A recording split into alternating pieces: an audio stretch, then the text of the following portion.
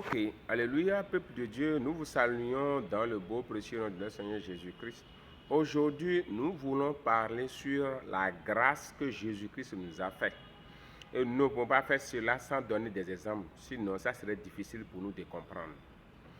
Nous allons prendre un exemple d'un père et de deux garçons, ou bien de deux filles, ou bien de deux enfants.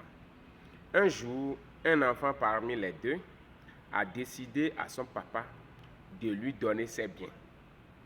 Quand il a dit ça, le père lui a donné ses biens et il est parti dans la ville lointaine. Mais là où il a quitté, c'est le monde invisible. Et là où il s'en va, le monde lointain, c'est le monde visible. Arrivé là-bas, les biens qu'on lui a donnés, il a mal utilisé ses biens. Et ses biens sont finis. Et quand ces biens sont finis dans le monde visible, dans le monde lointain, ou bien dans le pays lointain, il est obligé de revenir dans le monde invisible qui est chez Dieu.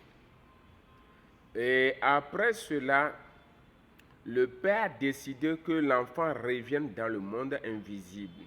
C'est-à-dire, après avoir commencé à traverser les temps difficiles, il doit être décidé pour revenir dans le monde invisible. C'est en ce temps que Jésus-Christ a décidé de lui apporter une partie de ses biens. Et c'est de là que Jésus-Christ est venu sur cette terre pour nous amener les biens que nous avons besoin pour vivre. Et ces biens, nous allons citer quelque chose qui représente ces biens que Jésus-Christ nous a apportés. Par exemple, il nous a loué, il a payé l'avance et il nous a cherché quelque nourriture dans la chambre.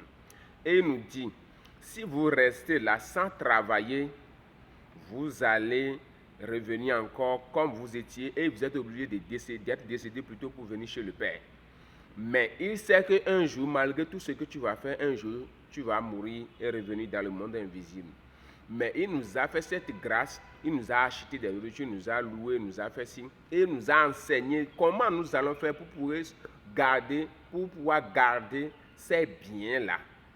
Et maintenant, ce n'est pas un bien qui est éternel sans ton mouvement.